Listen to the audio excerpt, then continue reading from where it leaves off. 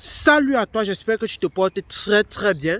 Alors, je fais cette petite vidéo en ce dimanche et aussi ce premier jour du mois de mai pour te souhaiter à toi particulièrement une très bonne fête du travail.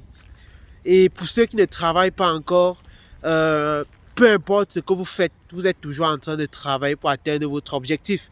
Si vous êtes en train de faire les cours de langue, vous êtes en train de travailler pour atteindre votre objectif qui est immigrer en Allemagne. Si vous êtes en train d'étudier, vous êtes en train de travailler pour atteindre votre objectif qui est de devenir ingénieur. Donc pour dire, quelqu'un que ce soit directement ou indirectement travaille. Donc je tenais donc particulièrement à vous souhaiter une très bonne fête du travail. La grâce qu'on a, c'est que c'est un dimanche et comme je disais en début de vidéo, c'est le tout premier jour du mois.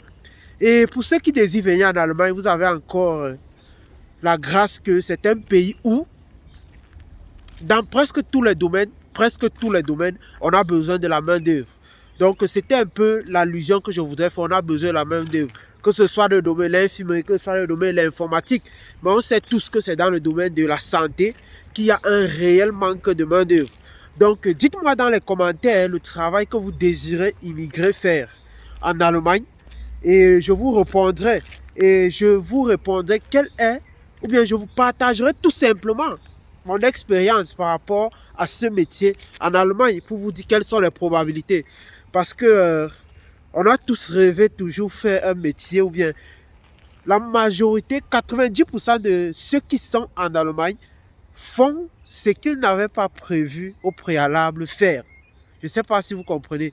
90% de ceux qui sont en Allemagne, d'après mon expérience, étudient aujourd'hui ou travaillent dans un domaine qu'ils n'avaient pas rêvé au préalable faire. Donc, pourquoi? Parce qu'au début, ils n'étaient pas conscients des réalités. Ils n'étaient pas conscients de comment fonctionne l'Allemagne. Ils n'étaient pas conscients de ce qu'il faut pour avoir accès à ces filières-là. Ou bien ils n'étaient pas conscients de ce qui se passe réellement sur le terrain. Donc, dites-moi dans les commentaires ce que vous souhaitez immigrer faire en Allemagne et je vous dirai à quoi vous préparez déjà pour pouvoir saisir cette opportunité. Parce que quelqu'un comme moi, par exemple, j'avais toujours rêvé immigrer, être un médecin en Allemagne. C'est un rêve qui m'a envahi. Surtout lorsque je faisais la classe de terminale, ce rêve m'a vraiment envahi. Même l'SVT, j'aimais beaucoup parce que mon rêve était vraiment d'être médecin en Allemagne. Je passais toutes les journées à fouiller comment fonctionnent les médecines en Allemagne, tous les sites de médecine en Allemagne. Mais le jour où ce rêve est parti en moi, c'est un jour. Parce que lorsque j'ai commencé les cours de langue, j'ai commencé à être aussi un peu blasé par la mécatronique déjà. Et le monsieur qui est venu vraiment éteindre ça en moi, c'est un monsieur du DAAD parce que j'ai fait les cours de langue à Goethe Institut au Cameroun. On discutait, il nous montrait comment fonctionne Anabin. Pour ceux qui savent, Anabin, c'est un site qui permet de voir si ta filière est accessible, les trucs, ou bien si ton école est reconnue ici en Allemagne, les trucs comme ça. Et je lui ai dit que je voulais faire médecine. Il m'a dit, tu as eu quelle mention au bac? Et il m'avait dit que si tu n'as pas eu minimum 14, ce serait impossible pour toi. Mais j'ai accepté. Mais c'est lui qui a tué le rêve.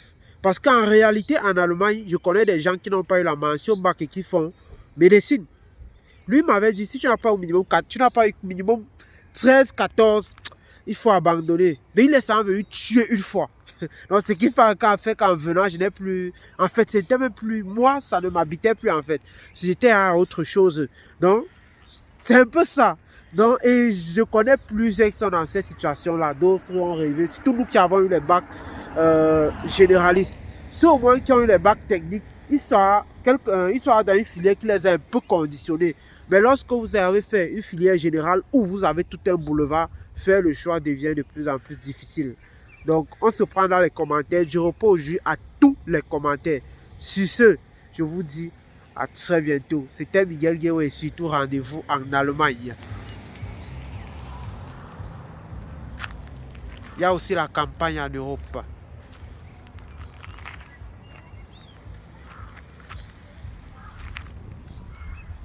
Ciao!